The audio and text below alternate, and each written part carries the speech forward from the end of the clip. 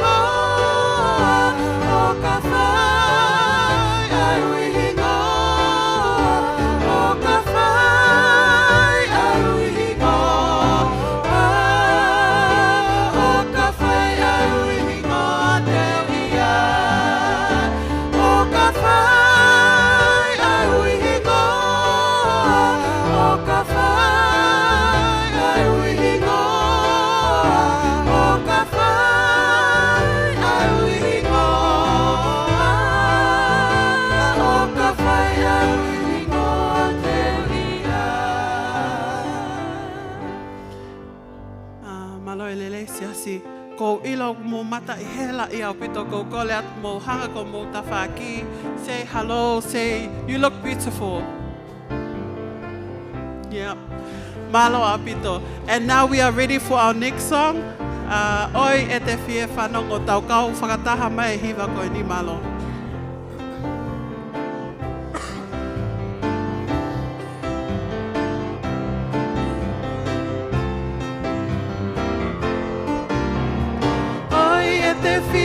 Whanongo, ki he tala noa whakaofo, ai tala noa whakawhiewhia, ki ha ofa kua au fuato, kua lau ai ki monu, ai hia moe maulalo, koe alo le peki o ma aku koe hia ofa kua o pe I he loloto.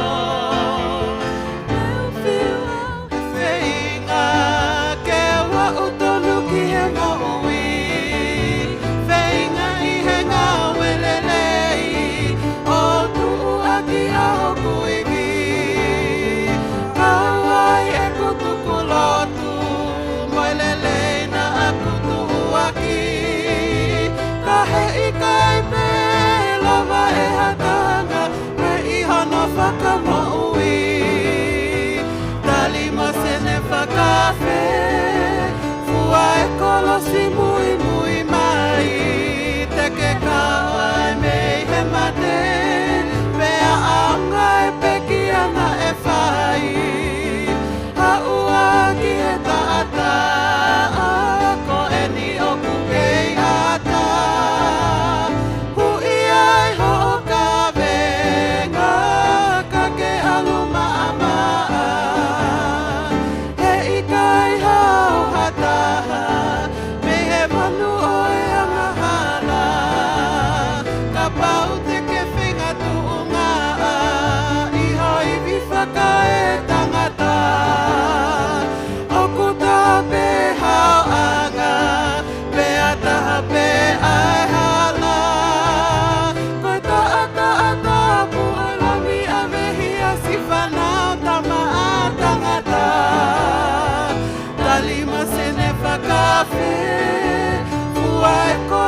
mui mui mai te ke hawai me he mate pea anga e peki ana e whai haua ki he taata ko e ni oku kei ata ui ai ho o ka venga ka ke alu maa maa ui ai ho o ka venga ka ke alu maa maa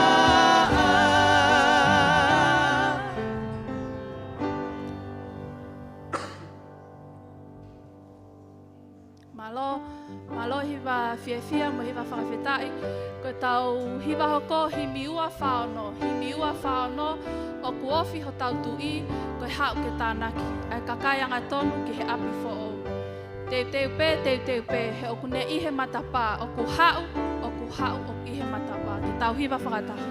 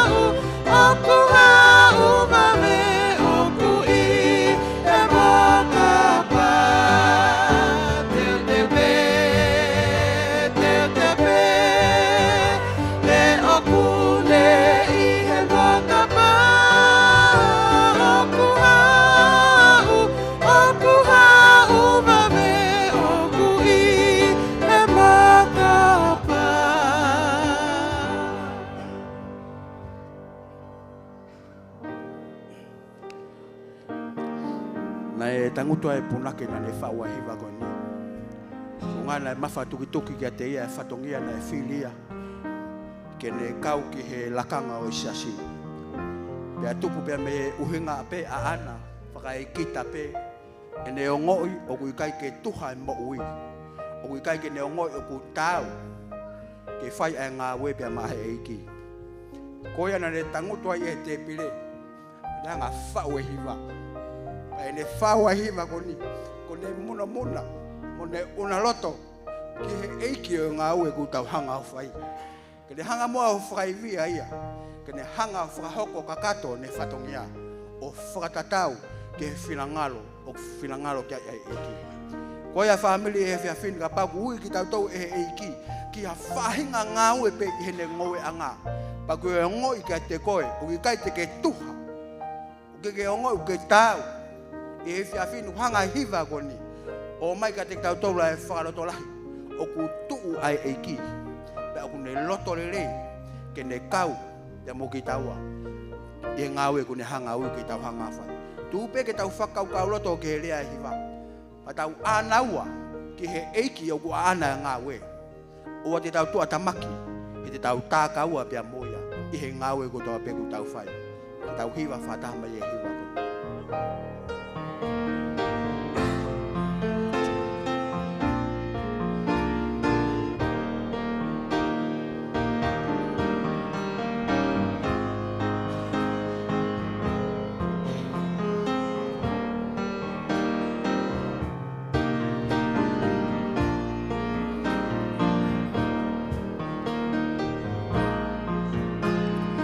Eiki honga we kua tu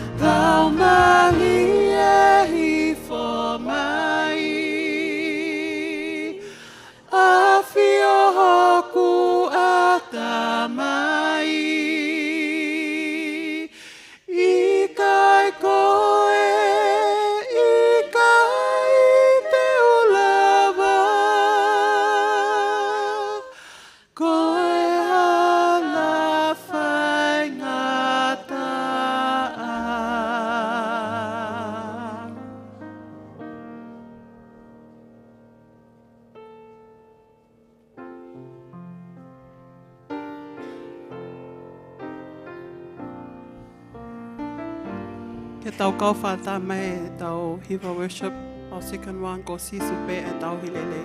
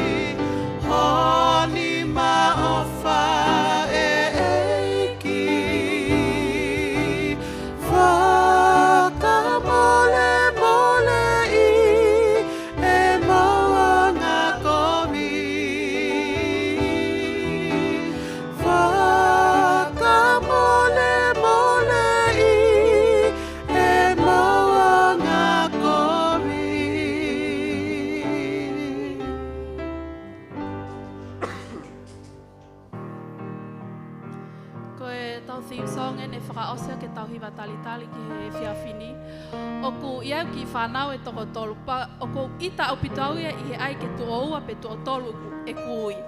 O ko whatalang mau pe kanau tō sione mo lusi, ko tō taha pe kui, whe ma auia ke ui ko au mai, au teo whai ho whekau. Imagine ai tau o tua family. He's got so much patience ke tu ui ai, o ui koe. And what a God who has manners, o tu i tua o tuki tuki. Ko tau tolu tau i whemau pe ke patoa pe mea katoa. Ka ko tau otua, he's got manners, he's got so much patience, he's got so much love. He oku ne ui, pe o tu o tuki tuki i tua. Tuma ke whakahaka te tau peste fito e tau malanga whakaevangelio ki he wike tolu koen ka hoko mai. Whakahawa he tolu be siwa noa. Wakai o kou tuu i he matapā mo tuki tuki. Ka pau e whanongo e hataha. Ka pau e whanongo e hataha. Ka pau e whanongo e hataha ki hoku leo, mo to'o ai matapā, te hua kia te ia, pia te makeinanga whakataha moa. Whakawhea ki mo tō whamili ke mo tuu hake, ke tau hiva, ai theme song ki he malanga whakaevangelio koni, pia ke tau tali ai ui mai ai eiki i he aho. Malo.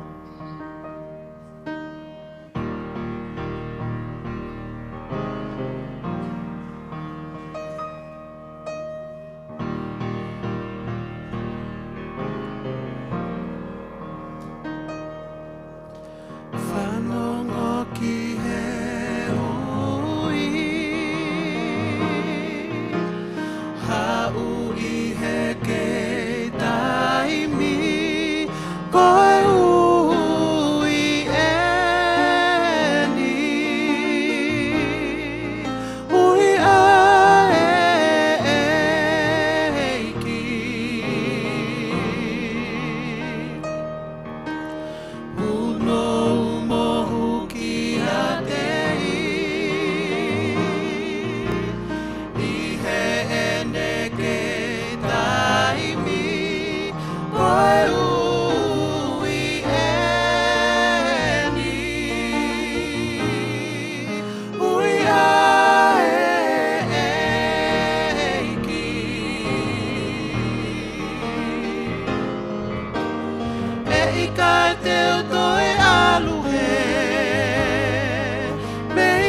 te koe eiki.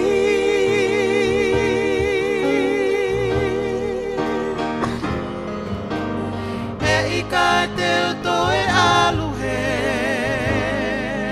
meia te koe eiki.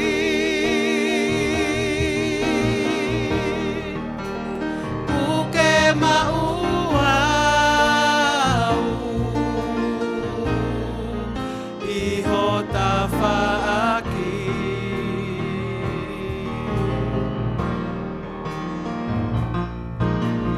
Kumiki ai he ahoni, kumiki ai kei tahimi, koe ui eni, ui ae eiki.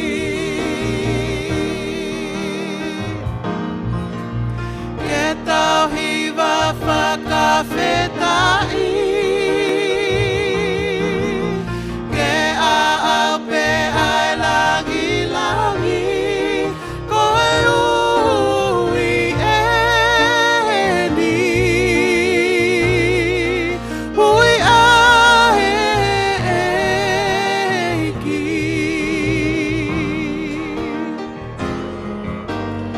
Ei kai teo toi aluhe,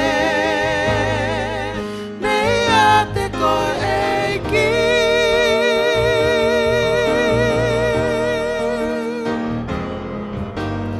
Ei kai teo toi aluhe,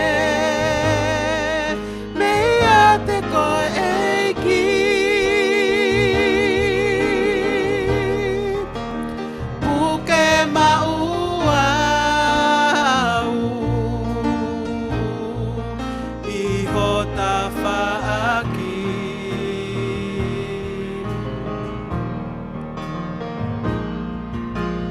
Whanongo ki he ui, hau i he kei taimi, koe ui eni, ui ae eiki.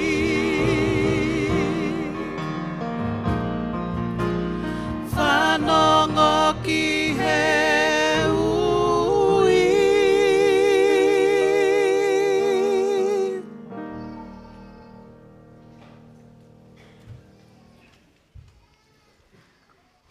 Wakai o koutu e matapā o tukituki.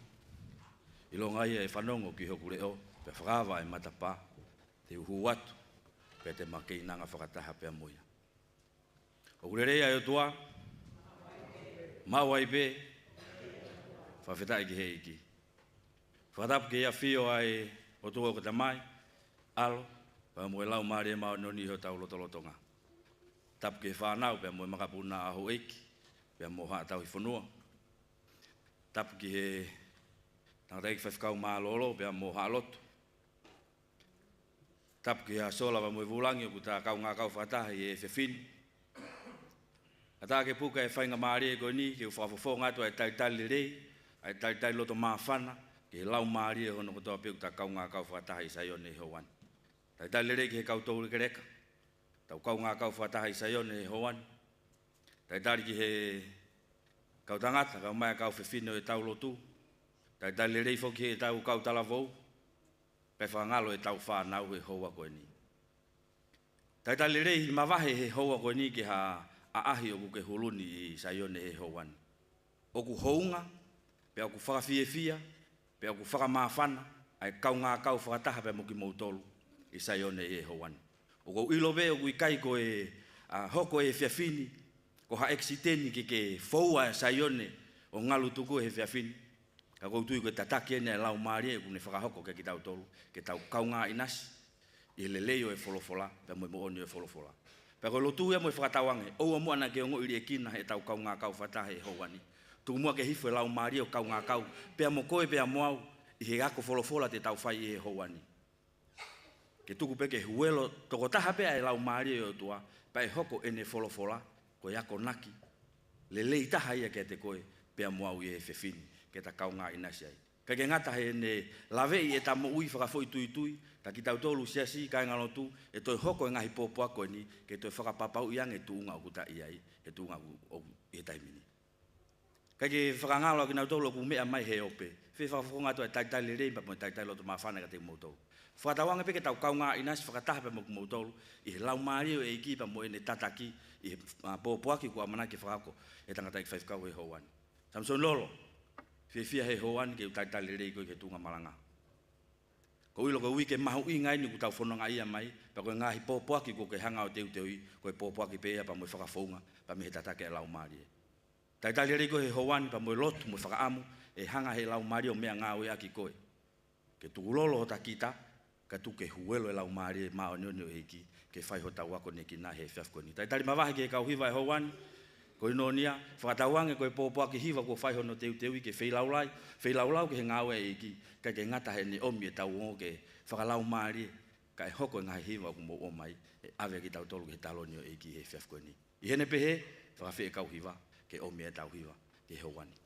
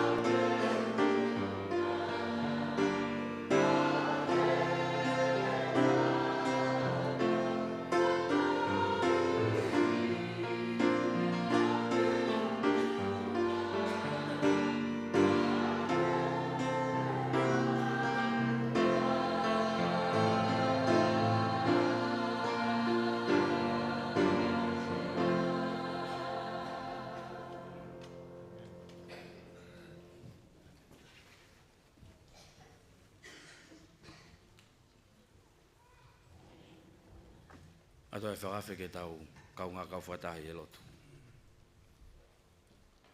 O tua mafi mafi, o ke mauta mai tae ngata mo alo o whai awhiona.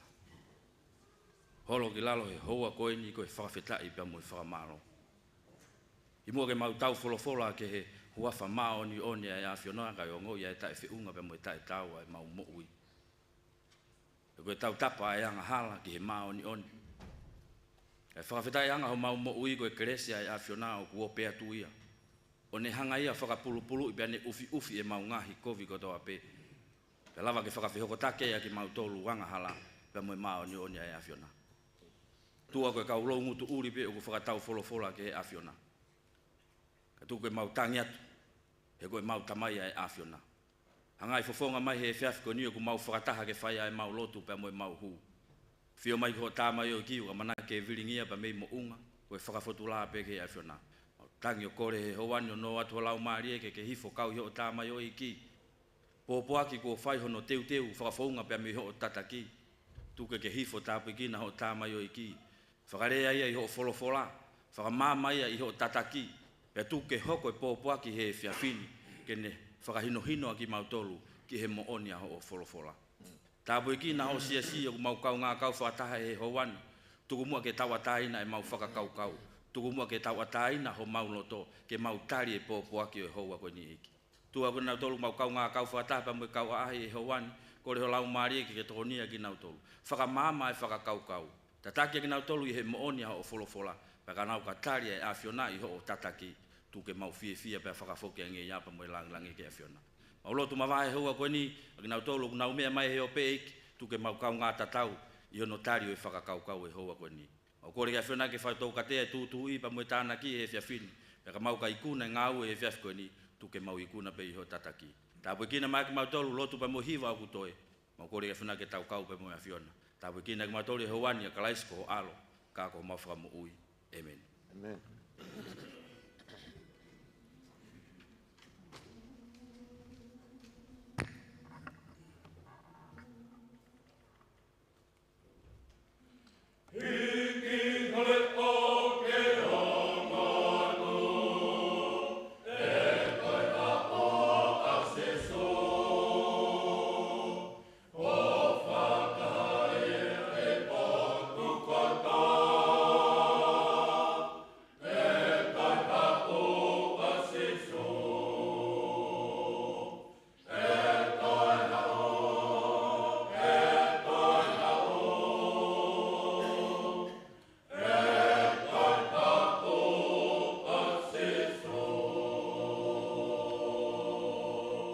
Io koe leo ko kalanga I loto Aotearoa, ke mou teu, he kua wawe, ke toi whoki mai o tau eiki.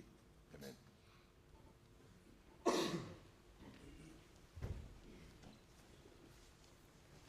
Malomo e tau mao e whiwhini whamiri. Ako kone peke o whamalmalu atu he talwhakatapu, o si ono a whaki. E tāpua mamuau ke whakakato. Ai whatongia tala pōpuaki o e whiawhi koeni. E whiawhi hono whā, o e polokalama koe ui whakaosi. E whiawhi eni hono whā, pa mangahi kawe inga ko tau ape ko tau wako pa mehene wholofola, pa mo oni koe tau aluange koe ke toi ofi ane ke he kakato e polokalama koe ni tau sio ke whakaofo ai ofa e o tua. Kau mo oni a koe tala pōpuaki a koe ni e ui pe. Ko leo ofa o toa ka paule ma koe hataha walo ui, pia ku mahino mele, o kui aia mea une whiema o une tokanga tua I kia te koe. Pia koe otua ane une ui pepe a mea atama o ku kei whe. Ui ai pepe, ha koe ke tohi whakaosi a whakaha. O kui kai ke ngata pe ne ui kau te unu mai a tuki. Mahino ea ne fufie mau viviri. Ka koe tari kui a koe pepe a mau. Toi omi mo ne whakatokanga ana ia, e hoku kakai, ke mo hau bea me ai. Ke mo hola bea me ai. Pea ku tala e mamani, o ku tau nofo ni I he aho whakaosi, he kua ngā whakaosi. Mo oni e ngahi whakailonga. O ke kawe inga ia e whiawhi koe ni. Ko e ngahi whakailonga, mo e whakamo oni, o ku tau I he ngahi aho whakaosi. I he whiawhini, te ke whanonga pe te ke mamatai, ke he omi pa me he wholofola, mo oni, o tau iai, o tau ihe matai here, whakaosi māsila, o ngata anga o taimi. Ki mua pia ke whakawa e wholofola i he whiwhini, ke tau lotu. Lau maari e maani oni, wholofola mai ho tamai ki ho kakai o Sayone, i he whakaosinga ho Sāpate, pia ke whai ho mau whakakoloa, pia me loto ki tua. Ameni. Koe whakailonga mo e whakamooni o tau ingahi aho whakaosi. Koe polo kalamani manatui pena palomesi, koe tohi tapu pena tau textbooka. Pea toki hanga lema e he historia o confirm, ai mea kotoa pena ko hanga e he wholofola o hikitohi. Koe polo kalama kotoa pena te tau mamata pe te tau wakai ai, mo oni oku ofa koe o tuaia koe o tua ofa. Ai whakahafo ene ofa, i he polo kalama kotoa pe. I kai ke ngatai, koe ngahi ki kite o e wholofola, e toi maamangea kia te koe. Pea kou tui pea koe talu me he whiawhi uraki, ua, tolu, hape ki he whiawhini, koe ilo kai ke hanga he o tua tuanga ke whoki pa mi heni, o kui kai ke ha maama o ku te ki maamangia ane, me he ki maama koe na tau mao heni. O koe ilo kai koe ke kokoe pe, ka kukau e pe pea moa ila neongo, pehe koe whai whikau pe kou tō tala ai pōpua koe ni. Ka kou wako ai pe au i he taimi kotoa pe. Whakahafo e wholofola e o tua. Mana tui e tau mua, ka pau e he wholofola, tau tui ki ai. Ka pau e ha mea ia o kui kai ke whenā pasi pa mo e wholofola, o te katokanga koe ki ai. Pana e ha mea o whepaki ia pa mo e wholofola ko urea aki. O kui kai li aki e koe pea mo ia. Ko hinga ai ai tatau, o ngā ulahe ngahi pot wholofola, ke lama pia moia koe whiawhine mau whatahe pa moe tatau e malanga koe a pongpongi. Peka paulema koe hamea koe urea o whatatau, o kui kai o whepaki pa moe wholofola, o kei te tongi ke te hao. Ka koe mea katoa pēna o tala, o si palome se tai koe tau textbooka te tau ngawe aki. O ngā kei tohi pehe wholofola ia, o ku moa e mohuku, o ku mae fisi akau, ka ku tolonga tai ngata e wholofola o tua. The grass withers, the flower fades, but the word of our God will stand forever. E mole langi pa mo e whonua, kai mole a kihi ko ngasi. Ko iai, ko tau textbooka ai karistiane, ko e wholofola o tua. Ko e whakaukau o e whiawhini utope me tohi ko ia whakaha. Ko rak tohi ko ia whakaha, ko rak tohi ko e hango fulumataha, o tala noa ia ke he siase e fitu, o tala noa ke he silai fitu, po e mea whakamau, o tala noa ke he talampite e fitu, o tala noa ke he ngaisi. O nau tala noa ki nau tōlua koe mea whakahistoria e nia. Aia o e kanistiane pia me he kolosi me he taimosi sukalaisi. Koe maua lema koe taha koe ki mui, o ku tala noa ke ngai ki kite mo ngai mea a whakaosi. Tala noa ke ngai ke manu whekai, mo e hāfua. Ka ke tau ilo e mea koe e hoko e a whakaosi.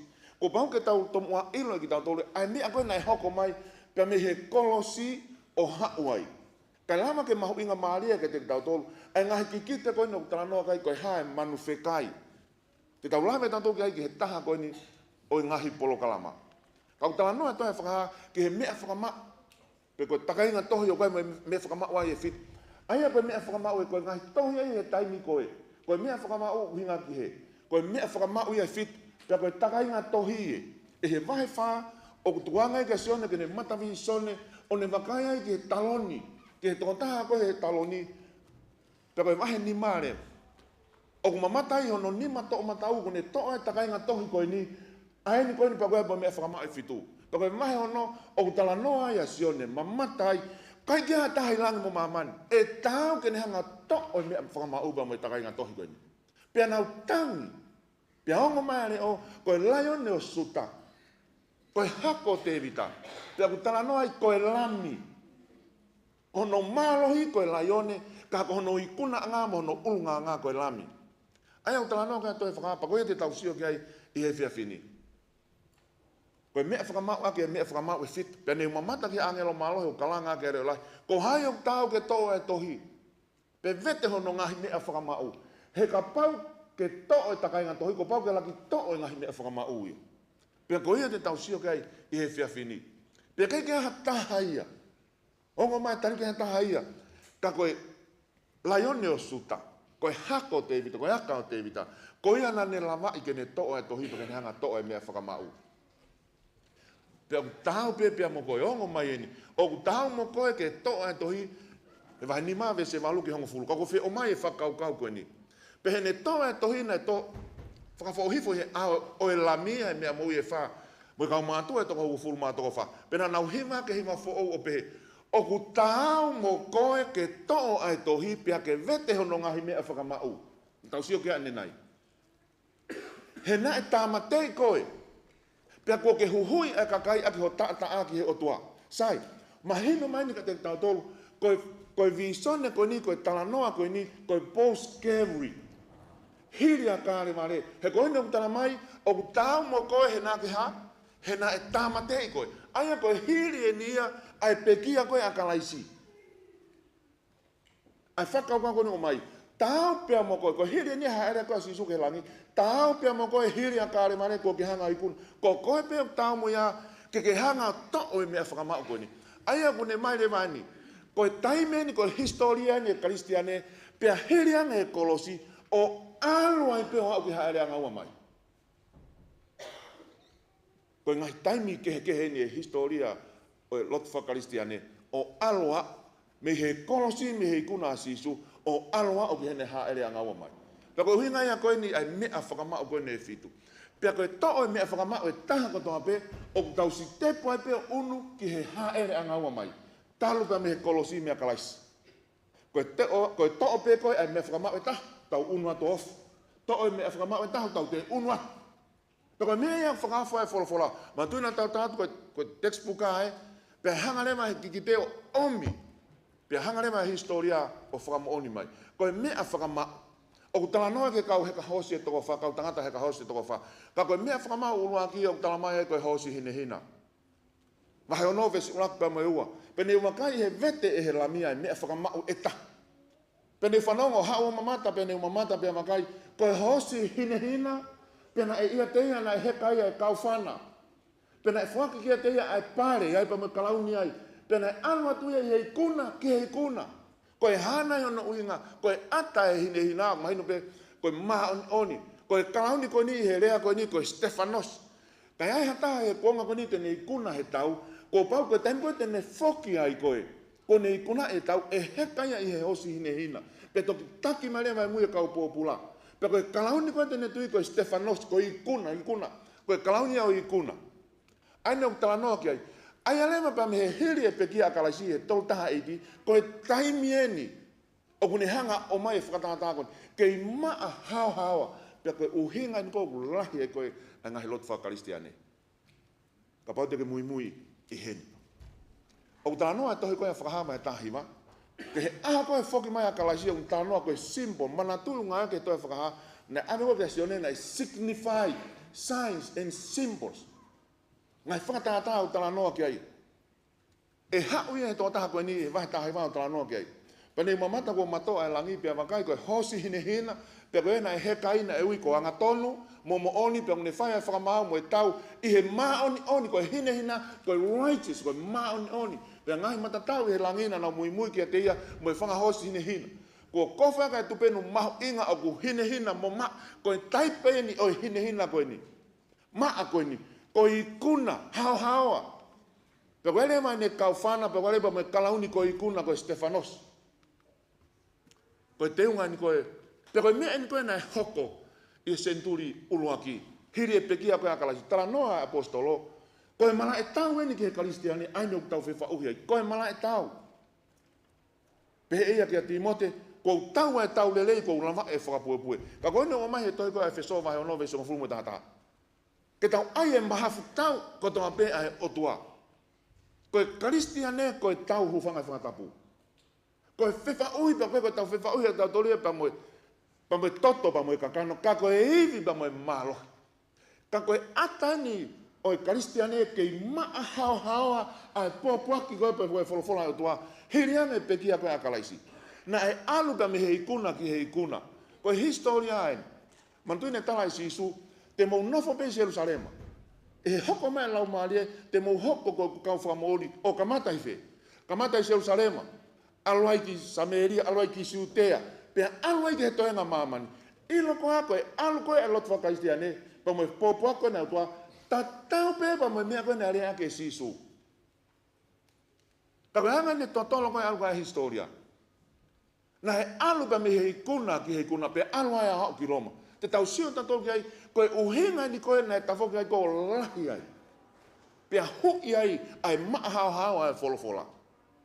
Na he alu, ai pōpua ki pa me he i kuna ki he kuna, kei maa hao ai pōpua koe au tua. Ilo koa, na e osia mamani he mamani koe au Paula. Kolose malo ki vese wan tolu. Ai au talanoa, ai na mu whanongo pia na e malanga aki ki he kakai ko tonga pe i lalolangi. Ai he mamani ko Paula, na e au e pōpua kia ki he mamani ko Paula. Mo ilo koa koe ki taipe. Koe taipe ia nea koe he kuonga whakaosi koe ni.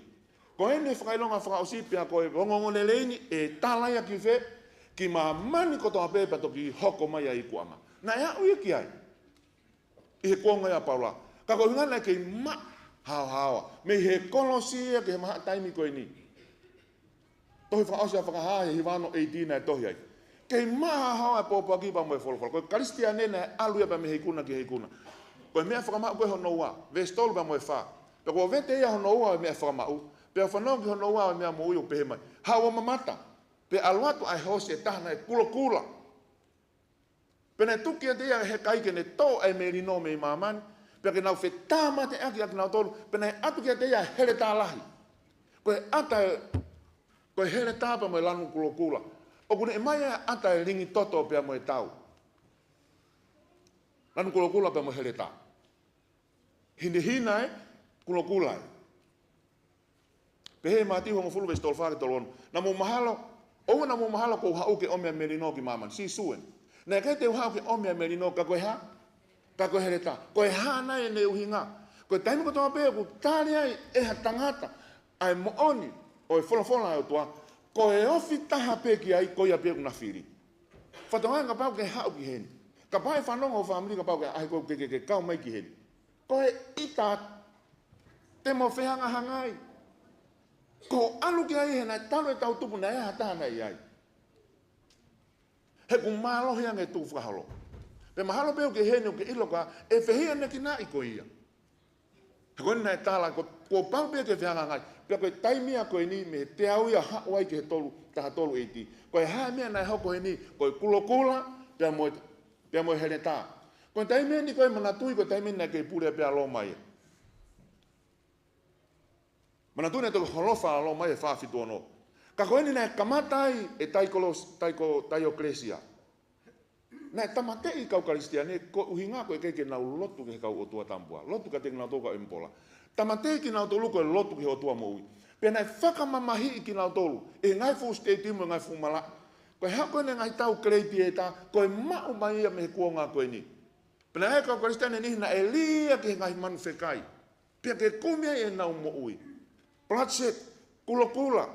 Koe tau pia mo e ringi toto. Kanai tala e sisu. Suen tahau me tolu kou tala e ngai me ani ka te mo tolu kou hike mo mau ai fie maaria ia te au. Te mo mau e mamahi mamani ka mo loto toa kou iku ia mamani. Te keke a taha e au kia whainga ta ia lahi ta. Ta tau mo ia nai mau e sisu. Hena tau wapa hele sonia ni te keke tau hafu ta ia ia i. Ko osti tawhe pe tulu ta ia hono pupuha koe tata. Laki tawhe tata o ku te keke hapo kia wipi. Ai apa ke toki tau e wipi, ko osi tā peia. Ai nuku ni hange ai kunai. Ke mo mau ai fie maarie. Sen taha whawesi wafitu, o kou tuku ai merino kia teki motolu. Ko e ku merino kou fua kia teki motolu. O ku ikai hangea ko e merino ai mamani. Whamini teke alu i mamani o kumiai ke maa nonga pia mo fie maarie. Hei kaipe teke mau e koi. Ka pau ke turi moi hono e paanga, hei kai atu he paanga e whea maari. Ka koe o tua koe o kune one universi koe ni, koe ia pe, tene hanga o atu e merino. O ku kehe ne merino ana meha merino, moha nonga ku te atu he ta. Hei ahi pe koe ia te ke nonga. E whakatanga i pe koe ia, te nonga pe koe. E mahala hanga taha o sipi ho kou ahe, te ke nonga pe koe te ke whea maari. E lau i pe koe ia, he uia e nonga ia i loto. Koe merino ia o tua. O tatae ha tamai tanga. Pene ongo ai whakatanga koe ni, koe mea whakamau ia koe honoua. Hau ia o mai ki he tolu taha tolu. Whakatangai kau kalistiane. Koe mea whakamao ini hono tolu. Vestiman pa mai ono. Pia ko vete ia hono tolu e mea whakamao pia whanongo ki hono tolu e mea mo ui. Nā pehe hao mamata, pene mamata pia makai koe hosi uri uri. Hine hina kei maa ao haoa, pia whakatangai lewa he tō hosi kulokulamo, whakatangai kalistiane, ka mata ke liliu e lanu ia. Ka mata lewa ke compromise. Hao lewa ke hosi hono tolu, mea whakamao hono tolu uri uri. Pena i he nima o ia na heka ia mea whakatatau, mea fua. Pena i whanongo ki he leo me hao haonga mea mo e whana pe mai. Koe puha fua o e wite ki he tēnari e taha. Aia o ku fua a ki e nia, o me puha fua e tolu e paare ki he tēnari e taha. Pea oua na ke mau e lolo me waine. Aia mune o mai heni, e mea fua na e fua a ki e paare he taimi koe ni. Ka o ku whakatau ia he fuu mahu inga mamafa. Koe hana e uhinga koe ni, koe hos uri pia koe pia mo mea fua hei. Whatonga e alme hina, pulukula uri eni. Aia o ku taipeni ki he pureanga o e te wolo, koe uri, koe taimi koe aku kai ki aia e wholofola ko more mama. Ui ngā kua whakatangai koe ringi toto, pia ku alema koe meha ko ka pau ke tafoki pa me wholofola utua. Ko eni alu mamari e ko eni ke tuku au lahiange, o ke te maa hawa ai moni ne wholofola. Kolos whaulak vesta hatolu. Aia koe ne whakamoia ki tau tolu me he malohi o e ha, me he malohi o e po uri. Pureanga o te wolo ai whakapo uri. Pia koe ne hiki ap tau tolu me he pureanga o hono alo o whaanga. Ko tau kamata mamari e ke hiki, koe historia ne koe lot whakaistiane. Ko hiki lema pe me he pureanga alo o tua, me he ne maa hawa, ko hiki eni ke he. Pureanga whakapo uri. Pia koe taimia na e hūmai ai e kovi, hūmai e pa me ngahi toka te rine, ka koe haa koe atala noa mea fua koe ni ouite moe pare. Koe mea kai e nia kau low class. Kana e whakatau ia i he mahu inga matu aki ma mawhamoni. Koe ata nia o e femin, o e honge. Koe honge koe ni. Ui hau whakatatau ia ki he mahi e toko taha i he aho. Koe mea toko ni nia ki he masiva. Ka kui kai koe honge ni i he mea toko ni whakasino. Ka koe honge ni i he mea toko ni whakalau maari e. He koe mea ni kou hoko he taimi kou honge ai mea toko ni whakalau maari e. Sina me haunu me stolu ni maa me ono tolu. Pe talange si suke te ngā tolu. Ko au koe mao e mo ui, ko ia ku hao kia te kau, kia te au, e i kai apito haia, e i kai apito fie kai ia. Koe femen ko ni koe honge, ko ni koe honge he maa whakasino, whakamateri e. Pea ko ia oku tui kia te au, e i kai apito fie inu ia, koe lau maari ia oku ne whakamo ui. Oku i kai hano aunga o sino, koe lea oku lea aki kia te kumotolu, koe lau maari ia moe ha, moe mo ui, koe wholofola o tua. Ko ku lea aku koe ni, ko au ia koe hopea, koe manama pia aku. Ka pau te ho au ki hataha e mate ia. Ka ke ho mai pia, wholofola mai o tua ki hataha koe, te ke mo ui. Haku kai ke mo ui e tangata he mā pulu pata, ka i he wholofola ko toa pia ku hau pia mei o tua. Koe honge koe ni, koe historia e lot whakastane, ka mata ke honge ai mo oni ai wholofola koe o tua. Ko mena talange koe sisu ki he te wala. Ko tohi e kai mo uhe tangata e mā pulu pata. Ka hi ha, i he wholofola ko toa pe. Aia koe mea whakamau ia hono tō. Pea ko kamata mā maaria lema ke anu ke whakapo uri lewa rot whakastiane. He ko kamata ke hu mama mai. Honge me he pōpoa ki pa mo e wholofola koe nea o tua. Pea koe mea mena hoko, ko si tu ai siasi, ka me he mo oni koe ai wholofola. O ngā koe uraki, e mpola loma koni ko Constantine. O ngā ne hanga whakataha ele mai sia sipia mo e lot whakaristiane. Ko uhi ngā ke hau e lot whakaristiane o anta ke ne hanga le mai pure ia. Whakataha ele mai church and state. Ko ke hale mai mea e whai, e ue sia le mai lotu ai. Pene hale mai tūtuni he tolu wa whaiti, e hanga le mai karistiane, ko e lotu whaka-officiale i loma. Pea i kai lema ke hanga e lot whakaisiane, o liliu mai a loma, kai hanga e lo mai a o liliu e ha. O liliu e maap ai wholofola koe autua. Kiki te he wholofola, pea hanga pe historia iau ni hanga o whakapapau i mai. Hosi ne hina ma, hosi kulukula kune hape whakatanga, ningi tot, hau ni ke hosi uri, koe uhi ngā pe koe masiva i he wholofola koe autua. Pea kamata lema ke humai ai ngahi o wau whakaloma pekani o humai ai. Manatui, nai senda nai kamata iba mia. Pea aloa ki loma. Pea koe taimi koe nai hanga e loma koe o whaka auha Jerusalema koe ni koe i fitu noa eiti, pea hoko lema loma ia koe ha, koe senda ia lot whakaristiane.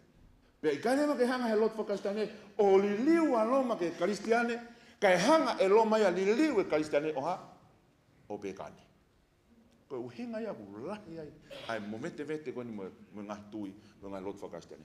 O mai pe historia, o mai he wholofolani hanga ki te, pea hoko pea moni, koe lawe nei taha historia ai. Koe kau karistiane fo ouna, nai toi tatau pea e nau whakakaukau mo e nau ngahi toonga, mo e ngahi whonga whakapekani, pe tahui o tua mate. Nai kai ke malawa, ke hanga he nau tupu toko lahi, nai kai ke malawa ke hanga he nau tupu laki, ke mole atoa ia toonga whakatahui o tua mate. Aia nai hoko e nau matua whakakulukulupu mai, o nau hui, tai lut, pe whewhiohi mo e mālohi whakamolare o lotu whakaristiane, o au ki hatu unga ko i kai peke te eha mālohi ai ha. Kai te eha mālohi. Kamata ingoe ke liliwata māmano alu. Me he ma, hosi ni hina alu ai ki he kulukula he whakatanga. Alu eni ko honge, hono malangai, ko homai e ngahi mea ke he. Ke he lotu whakaristiane. Pe ko liliwlewa pa mo ngahi, mo i ngahi toka te rine lahi. O ku tau whakahoko, i he lono tongani o ku i kai koe wholofola ia atua. Hao pe ngai e whiawhi te tau wako kotoa pe, ke ngai kaweinga mo ngai toka te rine koe ni, na e hou mai he taimi koe ni o loma. Aia lema koe mea whakamau. O te ki hanga mau ia e lolo, pia mo i waine. Koe ha e lolo, pia mo i waine. Ui ngā koe honge whakalau maari e, koe lolo, koe hivi pia mo i malo, koe sos. Au ku whakatai pe ia, ki he lau maari e maani oni. Matu e talanoa koe a sakala ia, i he langa o Jerusalema. O ki kai he iwi peha malo, kai he lau maari e koe o tua. Koe ni na hanga e Samuela, o pania koe ni a te evita. Pena e tokto e Samuela ni fo i manu na ia lolo, ne pania i he ao nonga i kāinga, pena e hoko e lau maari o sionga ki a te evita talu mi he ahoko ia. Whatonga i ane, o te ke mau i e lolo pe mo e ha, o hai ne, mau, kai ke te ha aonga e ngau e mai a lau maari e maani o ni e. I he taimi koe ni. He koe ngau e lau maari e maani o ni, o mai he tolu koe ni. O kune hanga konvik ai anga hala. O kune hanga whakalawea i koe. Keke ilo e mea ku totonu, me ilo me mea ku hala. Uhi ngā koe whakamau koe au ku hau. Whakawhetai mea ka pau ki ngā ngau e ate, ai lau maari e maani. O kune hanga konvik ai whainga e tangata. Ke ilo i au, ai mea koe o kou hala. Koe whatongia lau maari e maani o ni. Ka koe ni koe whakatonga ni, oa te mohanga o ha, o mau i. So ni tahano vis malu. Pea ka hau ia tene waloki a mamani i he ha, i he anga halapa, i he maani o nipa, i he whakamau. Koe whatongia ia. Koe JD, koe job description, koe lau maari e maani. Pea ka paulewa ko nau wa inga aki. Mahino mai koe ke nau te pehe mai koe ha. O koe ke nau te pehe mai koe ha e angi atu e lau maari e ka te nau tō. I kai ke ngatai, make us God's children by New Birth. I he whanau i fo o, koe ngau e taha e lau maari e maani o ni. Tāngi ne sisu, ni ko timas. Koe moni o kou tala kia te koe. Ka pai kai whanau ia tangata i he vaipea mo e ha. Mo e lau maari e. Kei ke hanko te whakawhai ke he i en. Ko si isu en. I he vai mo e lau maari e. E kai hūhataha ki he pure angailani. Pea kou hinga e whakatokanga koe ni. O e mau e lau maari e manu. Whamiri hoi whanau. Ka pao ku ngā ngau e atu. Koe hānai ho mea ku whai kia. Mana tu ieni koe kuongani koe lanu uri. Pea kei ke ngatai, uni hanga o mai mālohi. Uni hanga o me mālohi kia te koe. Pea moe ofa. Koe ngau eni, e lau maari e maani oni. Hono tolu eni. O kutala noa kei tohi koe Efeso vai tolu visi tahanu me taha fitu. O loma vai nima vese nima. Koe ia ke ne fuaka te kumotolo whatatau mono lahi au pito ene lelei. Ke whaka mālohi aki motolo aki e mālohi i hono ha. I hono lau maari e i he tangata i loto. Ko uhi ke nofo ia ho mo loto e kalaisi i he tui. Ko hinga nei pehe e sisu. O ku leleange e ku alu. He kapau he ke te alu. He ke hoko mai ia. He kapau e hau ia. E nofo ia mo kumotolu. Pea to e nofo ia.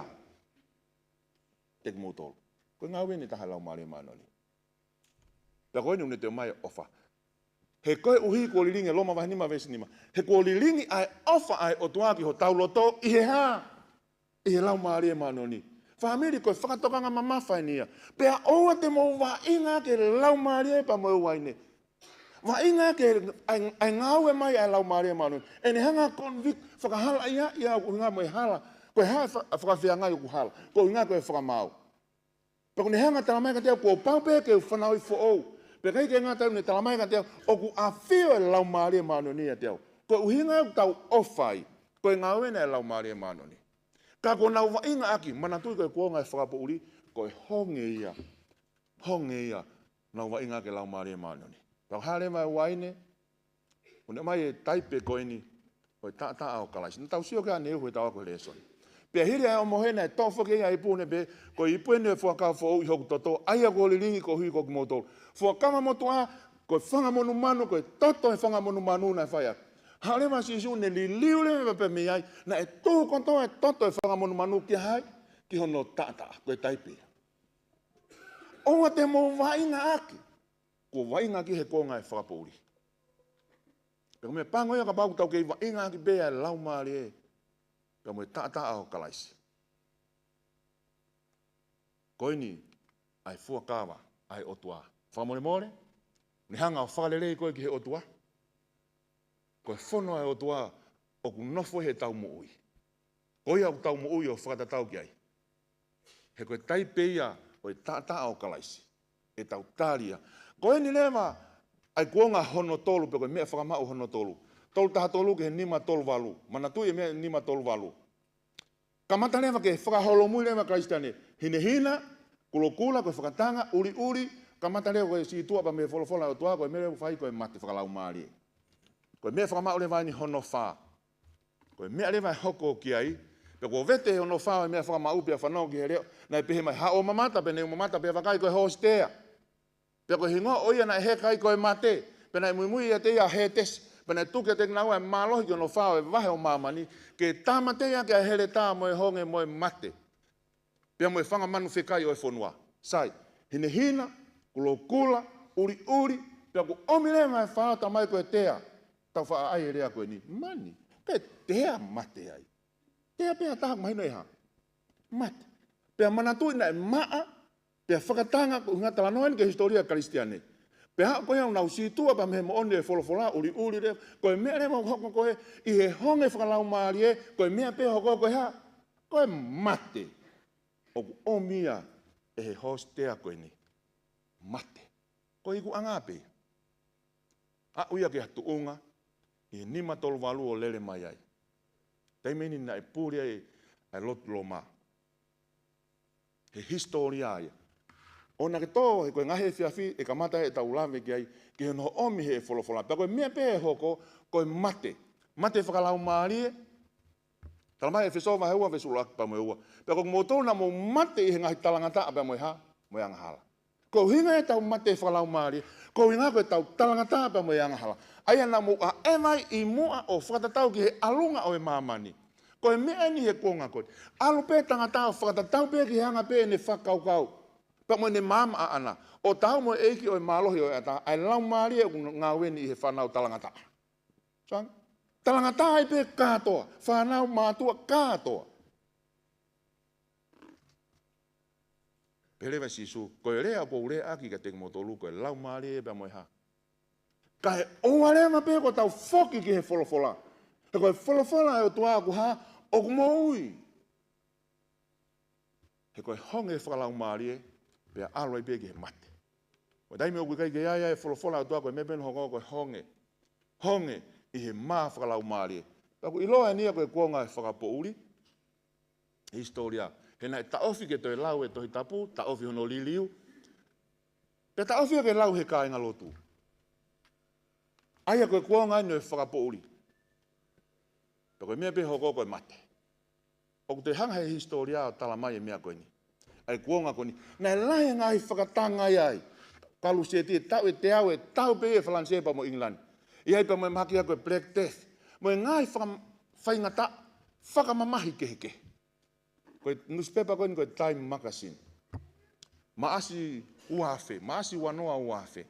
Koe mea ni nai pākia. Paku tau osi ilo tona taus whanonga i tau tolu ia i he mitia whakasosiale. I he tau e siu peri koe ni koe kore whakamore more ni. Ai taki koe ni.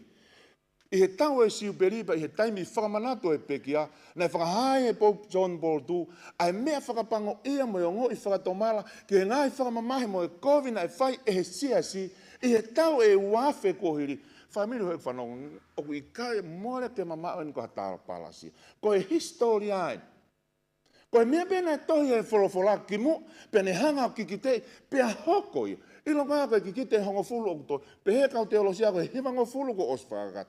Ko e hongo fulu koe ni koe ni ihu kulotonga hok, pea koe whaka osi en. Pea tohi ia pea tala, pea hau pea ki ai. Hako taimina nau pule ai koe ni, hako taimina nai au kolome ai, e ngahi toka te rini ke he loto. Me he maa hao o aluai ke he whakatanga ke he kula aluai ke he uri pa aluai peni ke he tea mate. Koe mea hoko koe ke he karistiane. Koe hui koe ia ai mooni e wholofola o tua. E whisova hua whesola ke he tolu. Pe koki mo tolu na mo mate e ngai talangata me angahala. Aia na mo a ema ai i mua o whatatau ke he alunga o e mamani. O tau mo eke o malohe a taha e lau maria o ngā weni e whanau talangata. Aia na tau whai whakataha ai kotoa pe i mua i ngai hori kovi o tau kakano. Whakatonga whakawhanonga whakarere. O whai ke ngai hori o e kakano mo e loto pea i he ulungaanga ko e whanau o e houhau o hange ko e kakai kotoa pe. Pea ke te haa manakia. Tala noen koe apostolo o ki kai ke te haa manakia. Ko e tuunga ino ki tau tolu ko he ane a whi. Pea ko tala noen apostolo ko ni koe ki Efeso. Ko e tuunga ino o tau iai. Ko e te haa manaki. I he vese wha. Ka!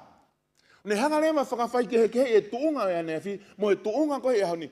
Ka koe o tua aia o guha, ka koe o tua aia ku mohu alo ofa i hene ofa lahi, na ne ofe ina ki tau toa.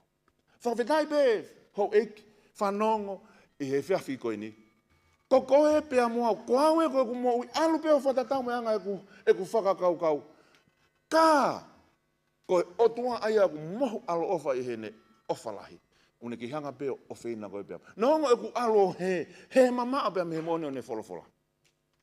Koe tai meni o lot whakaristiane he kōnga koe ni. Hau ia ke he tahanima taha whituen. Koe meni e ku hoko mate. Mate whakalau maari e. Rano hinga ku honge ai mo oni. Whatonga he historia, alu me he maa hine hina. Alu e peki he kulokula, ringi toto.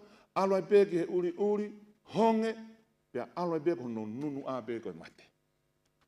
Koe mate. Hau maini ke he mea whakamau koe a hono nima. Pia kua vete ia vesi waka tahara, ai nima mea whakamau, ne mua mata i he lalo iswhi lau ke ngahi lau maari, o ngau tolu na e tamate i koe uhi koe wholofola o tua. Pia koe uhi koe whakamooni, aia na anau whai. Koe mea whakamau koe toa pe o ku to'o, o ku koe mangai pe taha ofi, ki haere ngawa maa sisu. Mana tu imi he kolosi ki haere ngawa maa sisu. Aia ko ki nau tolu e ni na nau mate whakamaa ata, ko inga koe nau ngahi whakamo oni maa akalaisi. Taimia koe ni. Na nau mate, kau tānoa heni ko inga koe eswhi laulau. Koe hau pia ki he eswhi laulau, ho whakaukau, o ke sio lewa ki he o wau koe a, o e whi laulau koe nai whakahoko. Ai o mai e monu manu ke whai ake e whelau ko ngā koe angahala. Ka koe ni e ko ki nau tōre ni, ko nau mate, nau loto pe ke more e nau mo ui, ko hinga pe koe ongongo le rei o si sukalaisi. Koe taha ene ngahi nau koe i wharewhektaki. E whelau. Ka ko ki nau tōre ni na nau whiri. Koe me ni e hoko.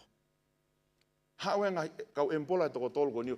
O nau pule he kuonga koe ni. Nā kai ke toko tapa koe ngā koe nau toko tolu. Nā nau whetau aki pe ki nau tolu ia. I he whakataha anga koe ni tawha. Nau whetau aki. Koe kia merino i he toko lahi. Pena e lahi e whakatanga. Ka pau te ngalo lau e historia. Sen pātolo miu. Nā e tāmatei pe e mua he whare lotu koe ni. Pea tāmatei e pa mo e whukau karistiane e toko lahi e siasi. I he kuonga koe ni. Latma, pe mo Ridley, na e tutu mo ui pe ki naua. Tā noe na ki nau tolu koe koe na nau mate whakamaa ata. Pea koe ni lema e lea e toko taha koe ni. Be of good comfort, Master Ridley, ko lati maani, and brother men. Whie maari e pe, Pea ke hoko pea koe tangata. I he ahoni te tahanga tutua i e whai te langa koe ni. I he kerespea e o tua i ingilani pe keike te lama hataha ke ni hanga o tamate. Koe laka koe taimi koe o ke tuu whai to tonu ai. Koe taimi nei whakatanga i ai tamate e karistiane taha tupu hake hongo fulu he. Tamate e karistiane taha he tupu hake hongo fulu he. Pea koe uhinga nei whakauka Konstantin ke ni hanga whakataha taha he keike na ulama na toro whakau he karistiane. Koe laiange na o tamate i koe ni tupuange ia. Koe ni hanga rewa whakataha i koe uhinga ke ni hanga rewa pure. Koe mea whakamau ia anonima. Koe kina tolu na mate whakama ata. Ilo koa koe historia e toi repeat pe. Koe aina e taimu koe whakau wai. Te ke lama whai e whiri koe ni. Ke mate whakama ata. Ke hoko ai ko hantoka hanga pau te ke o ai pole te ke whihanga hangai moa o ke he mate. Koe mea ein koe hau ki ai. Koe mea whakamau rewa hono ono. Mea whakamau hono ono, ta haua ke ta whitu e wahe ono. Pane mamata he ne vete hono ono e mea whakamau. Pea wakaina ia e mofu i ke lahi. Pea hoko e laa uri o hange hatawanga fulfulu. Pea koe mahina o hange koe toto. Pea na e mokulu e ngai whetu e langi ke whonua. O hange koe lifo e he whiki ano ngahi kauloa. O ka lulu ia e he matangi lahi. Koe to'o e mea whakamau e taha. Tau alo teni koe o noen. Koe tau wofia ngai pe ia. Ki haerea ngawa mai a sisu. Tala noa tohia koe a mātiu a wha. Ngā ke he ngahi whakailo ngai.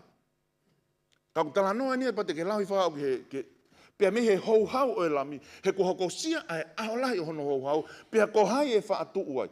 Aia pe tala noa koe ni me he lei tāwhitu ni manoa. O hawa e ngahi whainga taa whakanatula koe ni. E alu pe ai o hau. Ke ha ere anga ua maa sisu. Hamia ko pe he alo hau ke ha ere anga ua maa sisu. E o mai pe he whiawhini. Ai mofu ike. E o mai pe ngahi mea whakamamani lahi. Whakatonga e keke te ngata pe whakawhitu. Whakamamani lahi e ngahi mea koe ni. Pe ha ore ma ke ha ere anga ua maa sisu. Matu e tala noa sisu ke ne kau ako nga. Pea koe ongo le reini o pure anga e malanga ki mamani kotoa pe. Koe whakamooni ki he pure anga kotoa pe. Pea toki hoko mai e ha. Pea toki hoko mai e kwa. Koe uhinga ia o ui whakaosi. He koe uhinga tau mo uiani ki tau tolu he whakaosinga o taimi. Nai hoko e nia. Ki ki teipe he wholawhola pea hoko. Ko taimi ina ku whakaofa e ai wholawhola. E taimi kuni hanga tala iha mea e hoko pea hoko. Na pehe sisu, ko uhinga kouto mua tala tuai te eki hoko, he ka hoko ia ke mouha, ke mou tui. O tau tui nai ki ai. Tala noi nia koa mātiu. Pea hiri e mamahi o ngahi ko ia, whakapouri le vai la a, i kai ulo mai mahina, ngā ngana e ngahi whetu me langi, ngā lulu e ngahi mālohi. O e langi, pea toki hama e whakailonga o e whoho e tangata i he langi. Ke lau atua he toenga koe ni. Ai lewa me he ngahi whaingata ia whakaina tula, koe mea whakamau ni koe honono. Pea alu pea me ai o hau ke ha, ke whoki mai koe asisu. O kuma oni nai, na e hoko nai eni, o kosi hoko he taimini. Tau whiono tānake ngahi mofu ike, ngahi tsunami, mo e hafua. Kana e raki hoko ni he taimi koe. O kei rea koti, ai mofu ike lahi na hoko koe ni Portugali. Au raki, no heme tahwit nima. Koe ni e mālohi o mofu ike koe ni. Kono mālohi ni he mea fua. O me kau mate koe na e mate ai. Na ne hangarea whakatupunga mo ha tsunami na e mita e wanoa, pea anu ia he kilomita e wangea whanoi loto whanua. Pea kai ko Europe pe, kana te kau whakai pa mo Amerika ia. Na e mate nai e, ai mea koe nuk tānoa ki ai tak dei, whakapo ori eni, me tā hiwa tā whitu walonoa, o si hako ia. Hanga he toko taha koe ni o rea kote ni historia. Na e, tupe ai la ao, mamangia, pea e hiwa na e whakapo ori. Kamata ne whakapo ori tu uai pea ana. Hopo hake la ao mama, ngigila, pea tupulaki mamari e pea e whakapo ori. I kai ki ngā tai ko Professor Samuel Williams, Cambridge, na ne hanga rea koti, aini, me tā hiwa tā whitu walonoa. Nei hoko mai whakapo uri makehe koe ni e waha hoa hongo fulumo e tata. Pea hoko e peo au ki he tua po o e aho koe hono hoko. Hoko ia. Ki te pehe wholawhola pea hoko. Hanga tō taha koe ni o hiki he historia aini. Koe whiawhi koe ni na e haa mai e mahina o ku kula, toto, pea kofu ake mamani e pouri lolo, na e pehe kakai lotu koe whakamooni pau eni e kikite he tohi tapu. Kana e pehe kausai nisi, koe whakatupunga eni e he kohu me havela. whatever they say. Koe mea koe tohi e wholofola, e hoko. Koe hano hinga, he mole langi pa mo e whonua, ka he kai mole e wholofola. E mai moho kum, he kai au pito mole. Te ngahi whetu. Koe ngā koe mea nia kure ko te historia. Koe ngangana koe nei whetu ia koe ni ia, e tawal tolu, nei hangeha uha. Pea ko hanga tangata o hiki ane historia, whakamanatu mai kia te koe pea moau. Koe mea nei hiki he wholofola, o ku hanga he historia ia whakapawau. Nei tohi ai mea koe nei hoko koe ni. I kai ha poto pe filosefa koe ne tala pele e koti ha mea tatau mo e mea nei hoko he pongponga ne afi. Ka koha palofita tau e tafi walungau ko hiri na ne tomua tala pe a hoko pe o whakatatau pa moia. Would you say amen, church? Pea koe uhinga ni koe ku pehea i koe. Koe historia ne karistiane o alupeo au. Mea whakamau hono no alupeo au i haere ngaua mai. Why? Koe hae uhinga ku tau pehea i koe ni, koe haere ngaua mai pe ku toe. He koe ni. He koe mea whakamau hono fitu, whakafo. Mea whakamau in hono fitu. Pea kua vete eia a hono fitu e mea whakamau, nei ai ai whakalonga pe i he langi i he vaiua mare anga o fitu la aeta. Koe mea whakamau koe hono fitu koe haia. Tala mai une tō koe mea whakamau hono fitu, pea tala mai koe ha, o koe ai e whakalongo, longo matea, holoto he mani. Tolo tonga pe e nau kalanga, ai pāmamama alangi ha lau maari e taha ku tafoki pia whakatomala, u hao ke mea whakamau whakaosi o ku longo matea. Why? Koe hana i o ku longo matea e a hewani.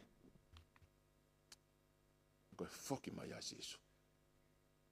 Family hoi whanau. Koe wholofola, ko tohi e o tua, pe aku ikai beto e loi. O kuikai koe uhinga ne o mai ni, koe whakarifia i koe pea moau.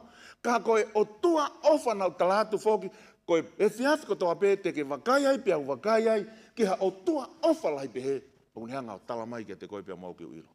Ma tuina tau sio kehua ke whiawhi, pea koe kikite, o keike mo oni pea koe kikite mo oni lahi, pea koe o whailele iho o ha, ho tokanga ki ai. Ma tiwa ni maa vestol taha, o ku hawa e whohe tangata i hono nau mo e kau angelo maa ni oni, ko toa pe mo ia.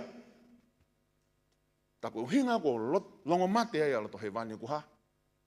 E ku ha ai o tua mo ne kau angelo. All the angels with him.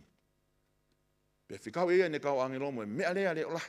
Pe te nau tana ki whakataha ne kakai ko whiri me whitu langi e wha. Me he ngata anga e taha o langi o hau ki he ngata anga taha. Pe koe uhinga ia o e ui whakaosi. Ne kai ke uhinga noa pe. Ka koe uhinga au tau mo ui eni ai.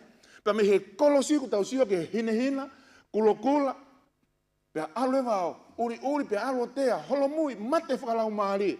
Pa tau sio lewa ke ngai whakatanga mo ngai mea whakamamani lahi. E hoko ngai mea, ngai whaingata whakamamani lahi koe ni. Mo ngai whakatanga. Pea alo ai pea, ka koe pōpuaki o e ngongolere o tua, e malanga kia ki mamani kotoa pe. Pea hoko mai, e aho whakaosi. Mana tui e whiawhi uluaki, ko taimei no ku whakaofo i koe e wholofola. Nā tau sia koe e whiawhi uluaki, ki kite mea e fitu, pea whakahoko le o fulfill, whakakakato e ono. Koe hae taha aku toe, koe maka, koe pureanga o kalaisi ene whoki mai. Koe hae mea aku tala mai e ki kite o e whiawhi ni, o ku toe pētaha. Koe mea whakamau koha no fitu, koe a bea ku toe. Koe kolo koe ni ko Pompei, kolo lahieni. Kolo lahieni i Itali e whakatonga. Pea koe ai e mo unga ai, mo unga afi. Longo beba, un hanguna tolo ui koe, the sleeping. Ai mo unga koe ni. Mo unga afi koe ni. Pea he ono ua 18 e whakailonga nei. Ne keiki nau hanga natolo ilo, ka nae whakailonga ai ni ki i ngaue. Ko hiri e tau e fitungi au keke te ngaue. Pena ki ue si ai e konga peo e whanua koe ni. Pena hanga peo toe langa hake pea. O ku ilonga ni na e ui e Pompei, pena ilonga i e taimi koe, ko soa toma pea mo komola. Koe ngahi mea kotoa na e whakahoko ai. Pena e mo unga koe ni ko Vesuvius, peo hano whakalea. Koe the sleeping volcano. Pea he fitu hiva 18 ai toi ki ngaue, ai mo unga afi koe ni. Kena kai peke na hanga whakatonga. Ka he ua wha a kosi fituhiwa 80. Na e pāe mo unga afi koe ni. Na e ahe tolu e laiki aki hono mau i he mo unga afi koe ni. A he kolo koe ni. Ale kau keri o mau ki na tolu koe mene hako. Whenga toko lahi ke nau hola ka na i kaipe. Hana he no hinga. He na i kai ke nau tokanga. Ke nau hanga whakatokonga i. A e whakatokanga koe na e osi o atu. Famili hoi whanonga. Ko hinga koe alo ofa o tua. Koe uhinga yung hanga omia ne popaki koe ni. Ongo kite e ua, ongo ne tū tatau pe. Koe toi pe e maka kalaisi. O tau mo uia ne ko ngā whakaosi. I whakamote vete. Pe hei kai tatau e pe pa koe hae lahi whenga mamani. Hei kai pe ke toi tahai. Pa koe ne o tala mai. O tau mo uia ne mea whakamau kanoa. Pa koe mea whakamau whakaosi pe o toi. Kia te au he whiawhini. O ko whakawhetai ki he iki. Mahalomoa o hanga omiho o wholofola. Ke ne hanga whawhangu au. Ke ne hanga whakaaki au. Ka pao ki ai ha mea. Ke utokanga ki ai. Ke utokanga. O tau mo oi ene he konga whakaosi. Ko ke te uteu nai ki ai. Ko hoku loto o koto aini. Eiki. Ko hoku loto o aini. Ko e haho whinangalo. Hange ko e loto ko ia si isu. Ka e oa na whai ho oku loto. Ka e whai beho o whinangalo. Tumo ke whahaloto. Tua mafi. Mau whawhita ilahi atu e he whakoloa koe. Ko omi ho wholofola, o ikai ko uhinga ke whakairifia i ki mautoro. Ka kone whakaho atamai koe, o tua ofa koe. O ikai ke whinangalo koe ke more ha fo i toko taha. Hange koe lau e nihu ke tuai, ikai au pito. Ka ke kātaki fuoloa, pia ikai ke whinangalo ke more ha fo i toko taha ia te ki mautoro. Eiki whaitāpu kina kotoa ki mautoro he whiawhini. Ka mau whoki pa mo saione, ko mau whakapapau i. Ka hui mai a mate a honi a bongi boko whebe ha taimi be. Mau whakapapau i te mau kauwhataha. I tari a Fiona i ho whoki mai. Tua mau tāpuaki. Mau kore ni a kalaisko e alo ko mau whamo ui. Amen. Pa whia kau kiwaki na omi tau popo hiwa whaosi. Ko tonga lue mai koe kau hiwa. Koe kawenga pongi. Oku mate tangata pia alu ki whe. Koe hai mea ku hoko ki he tangata he aho ene mate. He koe kawenga ni aku lahi. Pea aku talanga i he kau teolosia. He kai ke utalatu e tari e toki omi he wholofola bongbong. Pea koe taha kotoa pe heni o ku osiai ho kupu whekau aki kua mate. More, o whemau ke ilo pe o kui whe. He lolo tongani. O ia, whakawhei mai ha whakawhei a bongbong. Pea ke hau pe whokoe a whitu. Ke ilo pau ka oa te ke toi ai ha status. Whakatupu whiwhiri ke whakaukau he taimi o kou lau ai.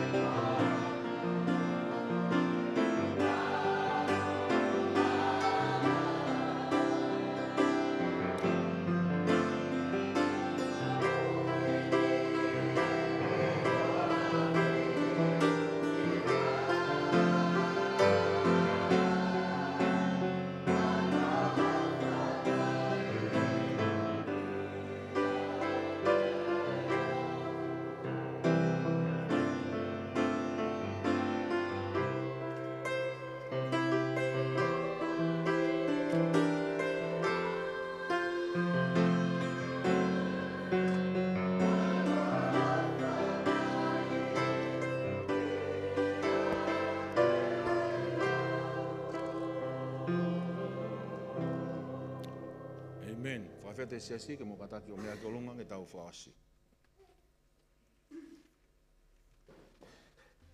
Eksi hova koe maulo tō e, koho maulo tō e. Ke alo ofa mai kia te ao.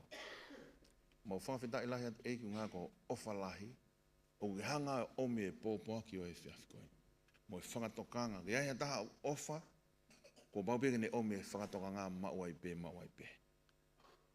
Eiki whaitaha pukina kotoa ki mau tōlu, yo sai o ne, whaitaha mu kau tupe mo aike mau tō whangamato ato, ai whangatokanga e a Fiona. He kui kai te ke whinangalo ke more ha fo i tonga taha pē. Tuku mua ke mau tō whangamato ato. O mua na mau wa inga ake ngāwe mai e lau maari o e a Fiona. Ui mai pē eki, kai ore mai pē ko mau tāri. Tuku ha mau tāpuaki, mau koreni he kresa eki o whai toa whio me lau maari e maani oni.